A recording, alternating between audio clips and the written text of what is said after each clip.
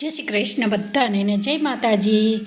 તો આજે 1 તારીખ છે અને 2024 હવે પતી ગયું છે અને 2025ની શરૂઆત થઈ ગઈ છે. અને આ વિધિ કિચનની પહેલી જે આપણે મીઠાઈ બનાવી છે, નવા વર્ષ સ્પેશિયલ બનાવી છે. તો તમે કોઈ પણ વ્યવસાયમાં કામ કરતા હો, એમાં ખૂબ તમે 2025માં આગળ વધો એવી શુભકામના સાથે વિધિ કિચન તમને બધાને આશીર્વાદ આપે છે કે તમે જરૂરથી આગળ વધો 2025માં. તો આજની રેસીપી આપણી આ તૈયાર થઈ ગઈ છે. તમે જોઈ શકો છો એકદમ 2 સંતરામાંથી આપણી આ જે મીઠાઈ છે, હલવો છે, એ તૈયાર થઈ ગયો છે. અને એકદમ આ હલવો સ્પોન્જી બન્યો છે, મતલબ કે એકદમ જે રબર જેવો બને છે એ હલવો આ રીતે નથી બન્યો. તો ફ્રેન્ડ્સ, વિડીયો સ્કીપ ના કરશો, લાસ્ટ તક જોશો તો જ તમને ખબર પડશે કે આ હલવામાં મેં કઈ સામગ્રી નાખી છે અને કેવી રીતે આ હલવાને તૈયાર કર્યો છે. તો 2025ની આપણે જે શરૂઆત કરતા હોય તો કંઈ મીઠું મોઢું ખાઈને જ આપણે શરૂઆત કરતા હોય છે. જેવી રીતે દિવાળીમાં મીઠાઈ બનાવતા હોય છે, બસ એ જ રીતે તમે કોઈ પણ આ રીતે. અને તમે જોઈ શકો છો કે જુઓ એકદમ આ રીતે તો આપણો હલવો છે એકદમ સરસ આ રીતે સ્પોન્જી બન્યો છે. તો હવે આપણે અહીંયા 2 સંતરા લઈ લીધા છે અને આ આપણે હલવો બનાવીશું, એકદમ નેચરલ બનાવીશું. અહીંયા કોઈ આપણે ફૂડ કલરનો ઉપયોગ બિલકુલ કરીશું નહીં. તો હવે મેં અત્યારે અહીંયા સંતરા છે એની ઉપરની છાલ બી કાઢી નાખી છે અને આ રીતે એમાં જે પાતળી લેયરવાળી છાલ આવતી હોય છે એને બી અત્યારે અહીંયા કાઢી લેવાની હોય છે. ફ્રેન્ડ્સ, તમે જોઈ શકો છો બસ 2 બાજુથી આ રીતે છાલને તમે નીકાળશો તો આસાનીથી સરસ નીકળી જાય છે. કારણ કે આપણે અહીંયા એક વાતનું ધ્યાન રાખવાનું હોય છે કે છાલનો ભાગ એક કડવો આવતો હોય છે, તો બિલકુલ છાલનો ભાગ ના રહેવો જોઈએ ને અંદર એકદમ બિયાવાળો ભાગ બી ના રહેવો જોઈએ, એનું તમારે ખાસ ધ્યાન રાખવાનું છે. તો આ રીતે આપણે બધા 2 સંતરાને આ રીતે ફોલી અને સરસ નીકાળી દીધા છે. એક બી બીયું હશે તો આપણે અહીંયા નીકાળી દઈશું. હવે આપણે અહીંયા આ સંતરા સરસ ચોખ્ખા કરી દીધા છે, એને મિક્સર જારમાં એક સરસ જ્યુસ બનાવી દઈશું.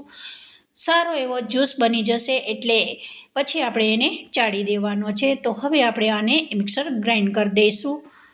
તો હવે આપણો આ સરસ જ્યુસ તૈયાર થઈ ગયો છે, પણ એમાં થોડા હજુ રેસા આપણને દેખાય છે, કારણ કે આ રેસા આપણે હલવામાં બિલકુલ સારા નહીં લાગે, તો એને ચાળવો જરૂરી છે. તો હવે અત્યારે એક ચાળણી લઈ લીધી છે અને બાઉલમાં આ રીતે તમે એને ચાળી શકો છો. જરા બી થોડો મોટો ભાગ હશે ચાળણીમાં આ રીતે ઉપર આવી જશે. તો આ આપણું જ્યુસ સંતરાનું સરસ એવું ચડાઈ ગયું છે. જુઓ, જરા બી એમાં કોઈ પણ એક રેસાવાળો ભાગ રહ્યો નથી. હવે આપણે અહીંયા આ હલવા બનાવવા માટે એક ચાસણી બનાવવાની છે. તો મેં અત્યારે 1 ચમચી ચાનો ખાંડનો માપ રાખ્યો છે અને અડધી ચમચી જેટલું અહીંયા પાણી લીધું છે. બિલકુલ પાણી ચાસણી બનાવતી વખતે ઓછું નાખવાનું છે.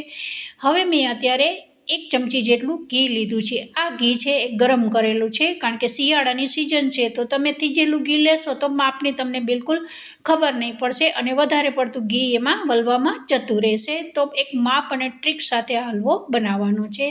હવે મેં એક ડબ્બો લઈ લીધો છે અને એમાં બટર પેપરમાં થોડું ઘી લગાવી અને આ રીતે સરસ એને ગ્રીસ કરી દેવાનું છે. અને અહીંયા મેં નીચે મગજતરીના અહીંયા બી નાખ્યા છે. મગજતરીના બી ના હોય તો તમે કાજુના બી અહીંયા નાખી શકો છો.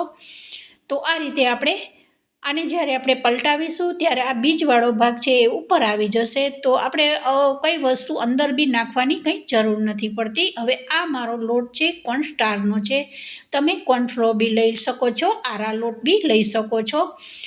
તો આને બસ એક ચમચી જે મેં ખાંડ લીધી હતી એ જ માપ પ્રમાણે મેં અત્યારે જે કોર્નસ્ટારનો લોટ આવે છે એ લઈ લીધો છે, અથવા કોર્નફ્લોર બી લઈ શકો છો.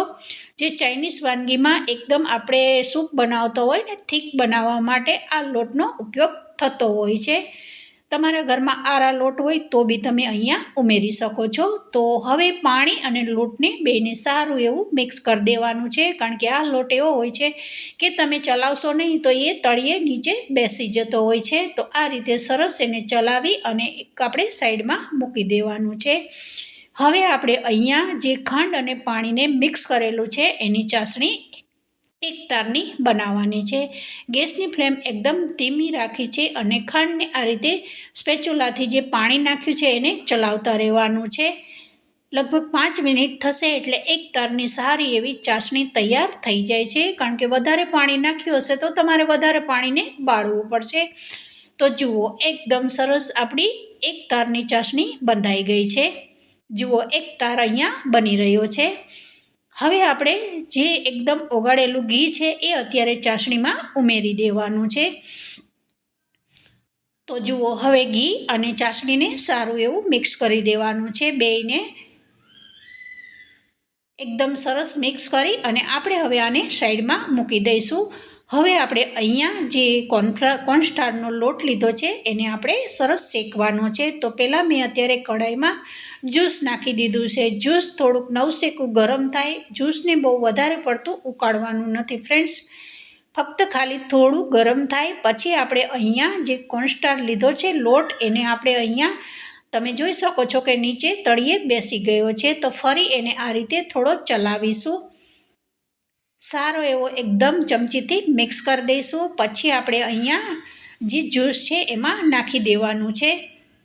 તો જુઓ લગભગ આ રીતે નીચે તળિયે જ્યાં જ્યાં લોટ તમને ચમચી મારો તો દેખાય કે નીચે બેસી ગયો છે તો આ રીતે મિક્સ કરી દેવાનું છે।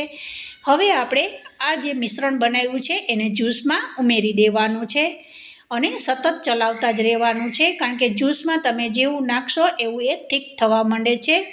તો આ રીતે સતત ચલાવતા જ રહેવાનું છે। લગભગ મેં આ લોટને 5 મિનિટ સુધી આ શેક્યો હતો અને એકદમ ટ્રાન્સપરન્ટ દેખાવા માંડે છે। જુઓ આ રીતે જ્યારે બની જશે, એકદમ અંદર લોટ શેકાઈ ગયો હશે તો ટ્રાન્સપરન્ટ તમને જે આ હલવો છે એ આમ ખબર જ પડી જશે કે સારો એવો આપણો આ જે જ્યુસ અને લોટ શેકાઈ ગયો છે। જુઓ એકદમ પેન છોડી રહ્યું છે।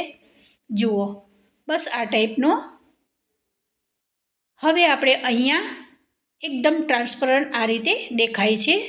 તો બસ આપણો આ લોટ કોર્નસ્ટાર્ચ નાખ્યો છે જ્યુસ જોડે એકદમ સરસ શેકાઈ ગયો છે। ખાસ તમારે એ વાતનું ધ્યાન રાખવાનું છે ફ્રેન્ડ્સ કે લોટ કાચો ના રહેવો જોઈએ। તો તમે જોઈ શકો છો એકદમ પાણીની ધાર જેવું આપણો આ લોટ શેકાઈ ગયો છે। શેકાઈ ગયા પછી આપણે ઘી અને ચાસણી અહીંયા ઉમેરી દેવાની છે। હવે કેટલી ક્વોન્ટિટીમાં તમારો લોટ હોય એ પ્રમાણે તમારે ઘી અને ખાંડનો માપ લઈ લેવાનો છે। તો મારા માપ પ્રમાણે મેં અત્યારે અહીંયા ચાસણી અને ઘીનો એટલો માપ રાખ્યો છે, પણ તમે વધારે કોર્નસ્ટાર્ચ લેતા હો તો તમે એના પ્રમાણમાં ઘી અને ખાંડ લઈ શકો છો। હવે ઘી અને ચાસણી નાખ્યા પછી આપણે આ રીતે સતત ચલાવતા જ રહેવાનું છે અને ગેસની ફ્લેમ એકદમ ધીમી રાખવાની છે। તો લગભગ 3 થી 4 મિનિટમાં તમે જોઈ શકો છો સારો એવો હલવો છે એકદમ પેન છોડી રહ્યું છે, કારણ કે આપણે પહેલાં એકને સરસ લોટને શેકી લીધો હતો, ત્યાર પછી જ ચાસણીને અને ઘીને ઉમેર્યું છે। તો પછી આપણે બહુ વધારે વાર નથી આ રીતે શેકવાનો, કારણ કે વધારે શેકશો તો શું થશે, રબર જેવો આ હલવો થઈ જશે તમારો। તો જુઓ એકદમ બંધાઈ રહ્યું છે, આ આપણું તૈયાર થઈ ગયો છે। હવે આપણે જે ડબ્બામાં સેટ કરીને બટર પેપર રાખ્યું છે એમાં હલવાને ગરમ ગરમ ઉમેરી દેવાનો છે ફ્રેન્ડ્સ, કારણ કે આ હલવો જેવો ઠંડો થશે એટલે એનો આકાર લેવાનું શરૂ કરી દેશે। તો બિલકુલ ઠંડો ના થાય એ પહેલાં આપણે સરસ એને સેટ કરી દેવાનો છે। તો ફક્ત ખાલી 2 જ સંતરામાંથી તમે જોઈ શકો છો એકદમ સરસ આ મીઠાઈ તૈયાર થઈ જાય છે અને ખાવામાં એ બહુ જ સરસ લાગે છે। અને નવા વર્ષની શરૂઆત કરી છે તો નવા વર્ષમાં કંઈક મીઠું ખાવાનું મન થાય તો બહારથી લાવવાની જગ્યાએ તમે ઘરે જ આસાનીથી આ મીઠાઈ બનાવી શકો છો। તો જુઓ લગભગ આને ઠંડુ કરવા માટે આ મેં વિડીયો રાતે શૂટ કર્યો હતો, આખી રાત મેં આ રીતે ડબ્બાને રહેવા દીધો હતો અને સવારે મેં આ રીતે વિડીયો શૂટ કર્યો છે। તો તમે જોઈ શકો છો આ રીતે એને ઠંડુ થયા પછી એમાંથી બટર પેપર બે નીકાળી દેવાનું છે અને આપણે ડબ્બાને આ રીતે પ્લેટમાં પલટાવી દેવાનો છે। તો જુઓ બટર પેપર એકદમ આસાનીથી સારું એવું નીકળી જાય છે। તો છે ને એકદમ લગભગ 10 થી 15 મિનિટમાં આ મીઠાઈ બની જાય છે અને આ તમે હલવો છે એને લગભગ તમે 8 થી 10 દિવસ ફ્રીજમાં સાચવી અને ખાઈ શકો છો। તો જુઓ મેં તોડીને બી બતાવ્યું છે, બિલકુલ આ હલવો છે એકદમ રબર જેવો બન્યો નથી।